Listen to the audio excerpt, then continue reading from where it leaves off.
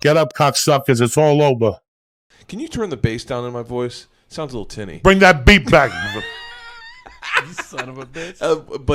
But yeah, Ronnie B, like those big cigarette boats and cut off shirts like Hulk Hogan used to wear. Florida's maniacs, dude. It's a crazy state. It's really crazy. It's a really crazy state, and it's one of the, like, it's like Nevada in the sense that, like, if you fuck off, if want to be like fuck off society, I'm kind of like, I do shit on the, I bend a lot of rules.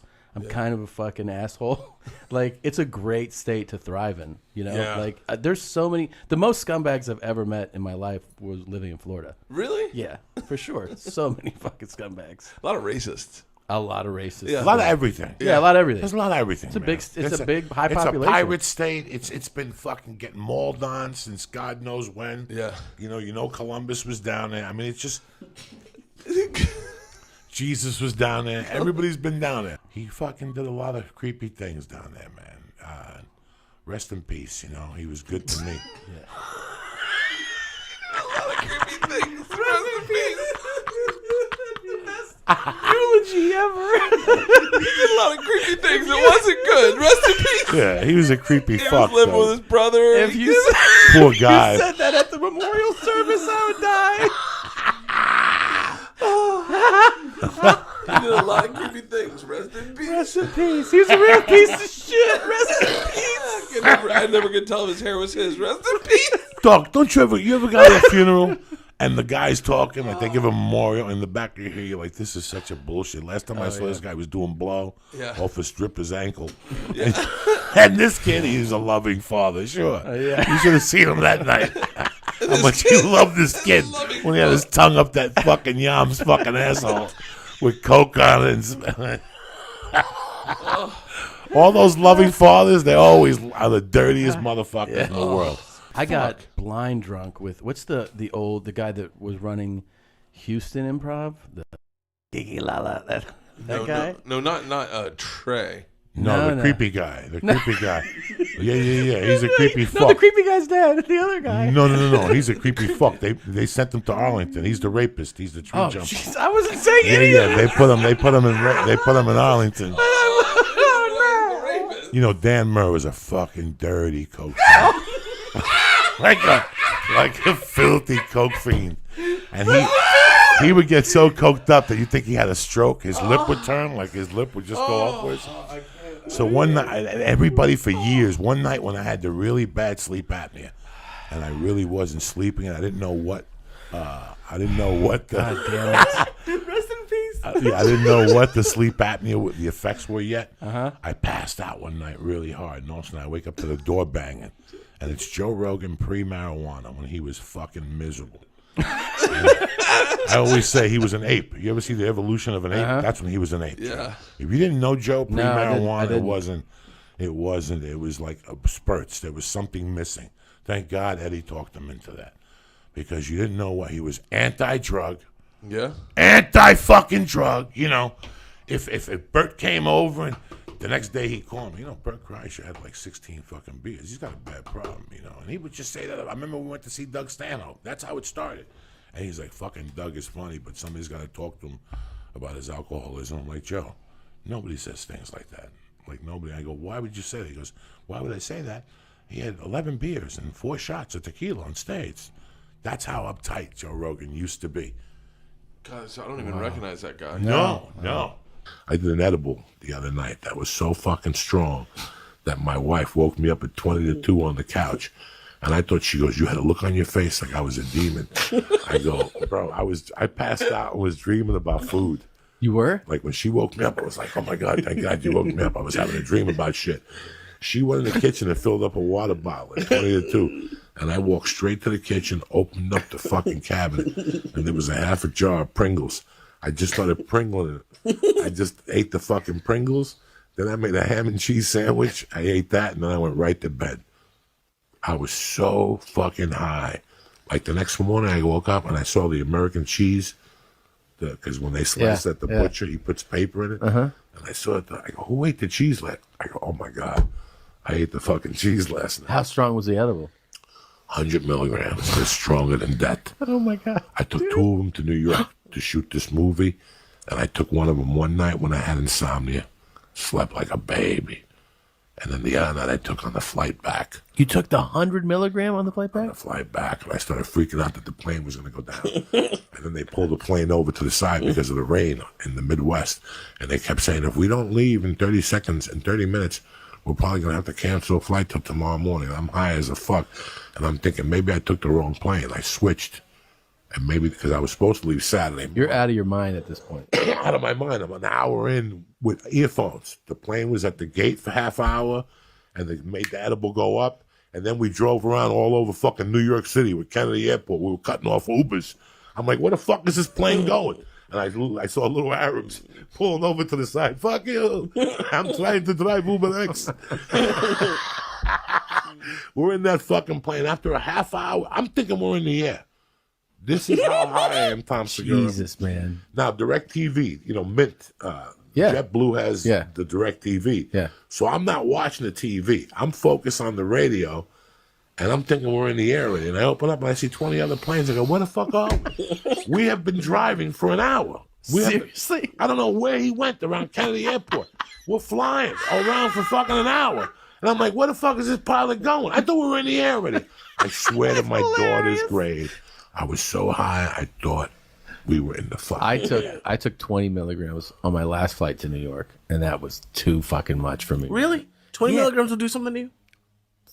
Do something. I took 50 on the flight there. Nah, I was man. fucked up. I was fucked up, dude. How about catheters? Have you ever had that in, like, for... Oh, I just did a colonoscopy on August 4th, and it was nothing. Again, I felt the needle a little bit. It was just hot in there. When I was hospitalized, like, years ago when I OD'd... Yeah, that's right. You wake up and everything's... You don't remember them putting anything in. So I had a catheter in. But I didn't... It was fine. I didn't feel anything. But a nurse tripped over the tube. And I was like... I screamed. I was like, what the... And because she goes, it's not supposed to go like that. That was her apology. And I was like, what? And she was like, yeah, I stepped on it. And that's why it, like, yanked on you. It was the fucking most painful thing. And her way of handling it was just... I'm not supposed to go that way. I think I knew that. You got to eat half of this with the wine. It goes fucking perfecto. He's 4 or 5 deep. Are you serious? Yeah. Yeah, I'll tell you what I'm gonna do. I'm gonna eat half of this, 3/4. I went to Joey's store with. Why are you doing more of that? Joey, I'm not eating it, buddy. Piece. That's no, like 10 milligrams. Joey. You gotta put a little pep in your step. No, you know what I'm saying? No. You gotta put a little pep in your step. Guys, Trip Flip airs on Travel Channel June 2nd.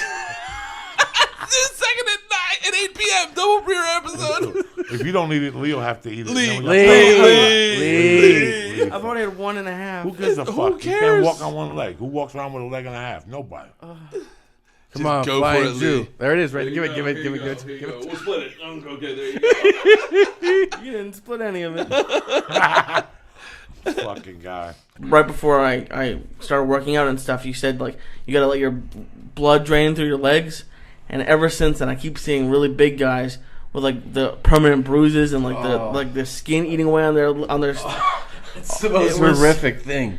I was there with my girlfriend at the grocery store. This dude was walking around, didn't even have pants on. He had just gym shorts, and was picking up bags of Lay's chips with his legs literally rotting away. And I was like, what is happening? Like, you see it all the time? Yes. Where you want to go, like, why is it okay for you to show me that? Like, where these dudes have, like, it's their leg is like a tree trunk. Yeah. Where there's no, like, it's all the same size from fucking his thigh to his ankle. And there's, like, these crazy open bloodlines, open sores. Oof. You know how I've worked to get my ankle that skinny? Yeah. But I do the same shit every night. You work. I get on my ass. Yeah. Pop my legs up. Yeah. I split. I do a V. I could fucking V on the wall now because I've been doing it. I pick my legs up. I creep. I go to the side. I suck all this in. But I do the other side, and that helps you go to the bathroom. That's good for your digestive tract. Cleans your kidneys. It's yoga shit. But the best move is your feet up because the blood goes down. And now it gets processed instead of getting purple in your fucking feet. Yeah. You know, if you don't do nothing, if you put your feet up and watch fucking daytime football all fucking day and eat chips, that blood ain't going nowhere. These people you see at the airport walking around for you want to grab them and go, are you fucking serious? I saw one with a tattoo. I don't know what it is with people with fat fucking legs that are purple, putting that parrot on their leg. That's going to throw you off. That money you spent for the ink, you could have spent that 24-hour fitness for a fucking trainer. So you got your fat friend saying it's a cool parrot. Look at your fucking vein. Wait till the parrot blows. His head blows the fuck up. How hard was it to quit coke? It was easy because I was done. You were already like I was done. I couldn't. Yeah. At that point, I had a lot of variables why, and it was a lot easier than people think. I was done. But once I missed. I realized that I wasn't getting high it wasn't enjoyable no more. Like marijuana right now, I could see it falling off the map any day now.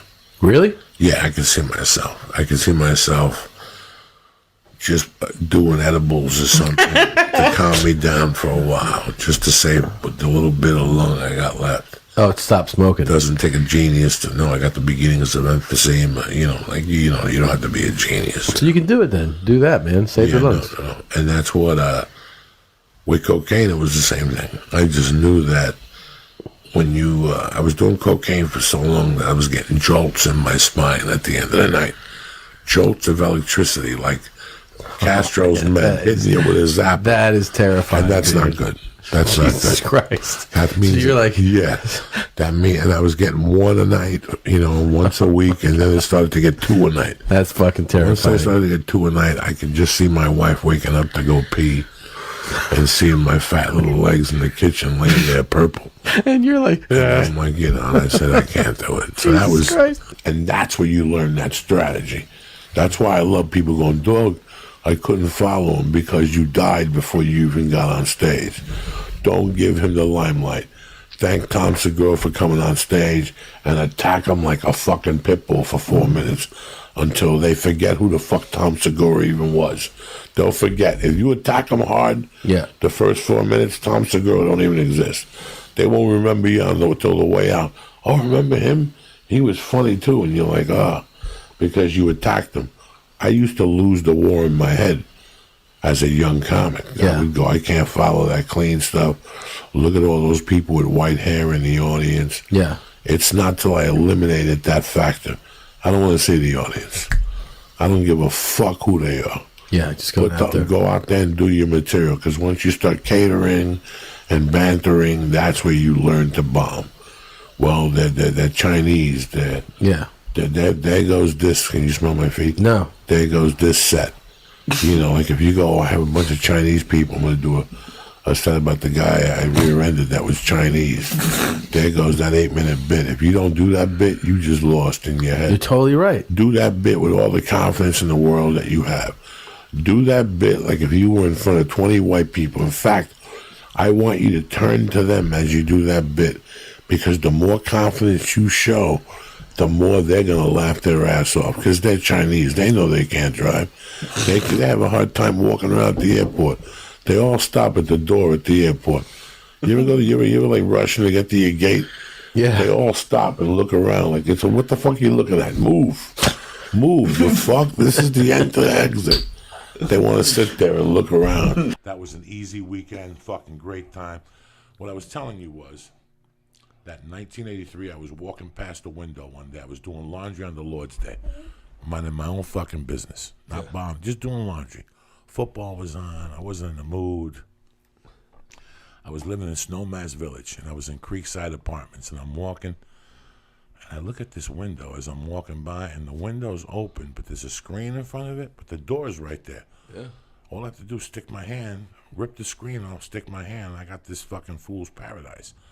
I knew the guy. I saw him early up at the fucking bar up at the Mexican place, and I knew there was some type of drugs in his house. Yeah. So I stuck my hand in there, went in. I got a chunk of hash. I got some jewelry. I got like $1,500 in a rubber band, and I got a couple grams of blow. Loose blow, a gram here, an 8-ball here. Miscellaneous blow, and I put it together.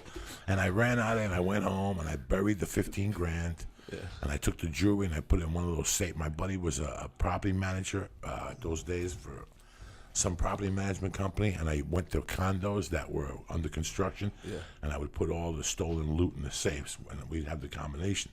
That's the only way I got away with all that shit. So if they came to my house, there was nothing in my house.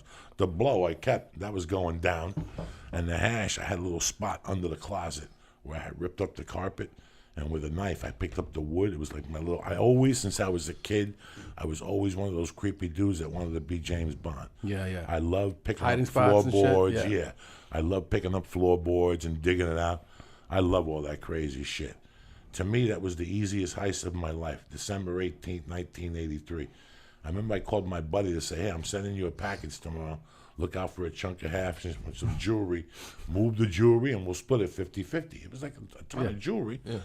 And he goes, it's my birthday. I go, okay. And I made a mental note. So now every year, December 18th, I call him on his birthday because of that robbery. My point is, Vegas was easier than that. That's how much of a good time I had in Vegas. Get up, cocksuckers. It's all over.